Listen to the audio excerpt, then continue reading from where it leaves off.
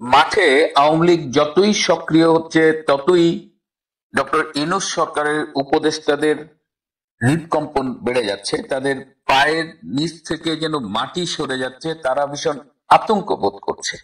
এই অবস্থায় তারা স্বরাষ্ট্র উপদেষ্টাকে অনুরোধ করেছে যেন আওয়ামী লীগের বিরুদ্ধে কিছু একটা করা হোক, কিংবা কারণ এভাবে যদি আওয়ামী লীগ রাজপথে সক্রিয় থাকে এবং বর্তমানে আওয়ামী লীগের সাধারণ মানুষের মধ্যে যেভাবে জনপ্রিয়তা বাড়ছে, তাতে রীতিমতো আতঙ্ক বোধ করছেন তারা।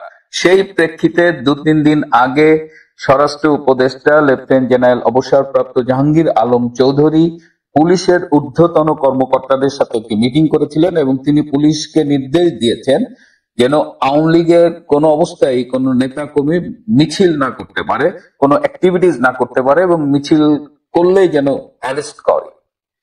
সেই সময়ে বাংলাদেশ পুলিশের পক্ষ থেকে যারা উচ্চ পদস্থ কর্মকর্তা, তারা স্পষ্টভাবে স্বরাষ্ট্র উপদেষ্টাকে জানিয়ে দিয়েছেন যে তারা এটা করতে পারবেন না। তারা বলেছেন যে বাংলাদেশ আওয়ামী লীগ কোনো নিষিদ্ধ সংগঠন নয়, কেন তারা মিছিল করতে পারবেন না। দ্বিতীয়ত, বর্তমানে পুলিশের যে মানসিক অবস্থা, পুলিশের যে এত এত পুলিশ কর্মকর্তাকে হত্যা করা হয়েছে এবং যার বিচার হয়নি, সেই অবস্থায় পুলিশকে দিয়ে আওয়ামী লীগের বিরুদ্ধে এই কাজ করা সম্ভব না। তৃতীয়ত, তারা আরো বলেছে যে আপনারা আজ সরকারে আছেন, কাল নেই, আপনারা সরকারে থাকতে পুলিশকে নানান ভাবে ব্যবহার করবেন এবং আপনারা যখন চলে যাবেন তখন কিন্তু এই পুলিশকে বিপদে পড়তে হবে। সুতরাং তাদের পক্ষে আওয়ামী লীগের এগেইনস্টে এভাবে কোনো ব্যবস্থা নেওয়া সম্ভব নয়। এবং যার ফলে দেখেছেন যে এই যে সারা দেশে বিভিন্ন জায়গায় আওয়ামী লীগ মিছিল করছে, তেমন কিন্তু পুলিশি অ্যাকশন হচ্ছে না, কারণ পুলিশ স্বরাষ্ট্র উপদেষ্টাকে না বলে দিয়েছে। যদিও আপনারা মিডিয়ায় দেখেছেন স্বরাষ্ট্র উপদেষ্টা বলছে যে পুলিশকে তিনি বলেছেন যে আওয়ামী লীগ যেন মিছিল করলেই গ্রেপ্তার করে, কিন্তু বাস্তবতা ভিন্ন। আওয়ামী লীগ হয়তো হাজার হাজার লোক মিছিল করছে, হয়তো 5-6 জন বা 10 জন বড় জন গ্রেপ্তার হচ্ছে।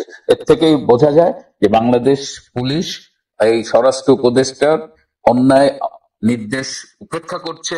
পাশাপাশি ডক্টর ইউনূসের উপদেষ্টা পরিষদের যে কাপাকাপি শুরু হয়ে গেছে, সেটাও এখন খুব স্পষ্ট করে যারা এই সরকারের ভেতরের খবর রাখেন তারাও সেটা জানেন, বোঝেন। সুতরাং সামনের দিনে অনেক পরিবর্তন দেখবেন, আওয়ামী লীগকে মাঠে অনেক সক্রিয় দেখবেন, কিন্তু সেই তুলনায় পুলিশকে আপনারা অতটা সক্রিয় পাবেন না। এবং পুলিশ সিদ্ধান্ত নিয়েছে তারা আওয়ামী লীগের বিরুদ্ধে অ্যাগ্রেসিভ